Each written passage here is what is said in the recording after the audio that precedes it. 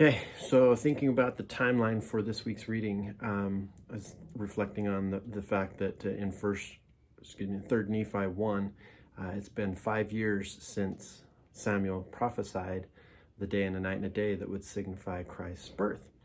And the unbelievers, they've decided to put their own timeline together to say that if that sign hadn't come by a certain date, that they were going to put all the believers to death. And I was thinking about how I would react in that situation. Would I still be faithful? Would I still hold true to those beliefs? And how difficult that would be, hoping every day for something to change, hoping every day for that sign to come that would deliver you, essentially.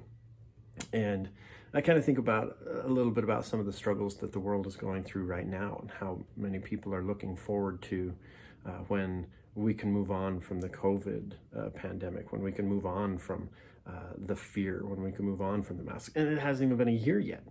And these believers had gone through 5 years. And I came across this quote by President Richard C. Edgley, who was in the presiding bishop. He says, "Because of the conflicts and challenges we face in today's world, I wish to suggest a single choice, a choice of peace and protection, and a choice that is appropriate for all. That choice is faith.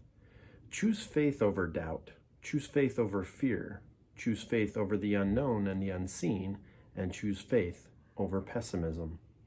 When logic, reason, or personal intellect come into conflict with sacred teachings and doctrine, or conflicting messages assault your beliefs, choose to not cast the seed out of your heart by unbelief. Remember, we receive not a witness until after the trial of our faith." And I just really liked how he talked about obviously choosing to have faith. We've had a lot of amazing promises given to us recently about what the future will be like and about how the church is going to continue to move forward.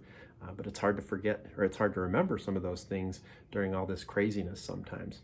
So I guess that would be my thought, is to choose faith. I like how he says choose faith over pessimism. That can be really difficult, especially if you spend any time on social media or looking at the news outlets or whatnot, to choose faith over pessimism. But I guess I would just, as a challenge for myself and maybe for you as well, to think about things that you can do to choose faith, to choose to be optimistic, to choose to be Christ-like, instead of jumping on board with the fear, with the mean comments, the hate, and those types of things. So choose faith, choose to believe, and things are going to work out just fine.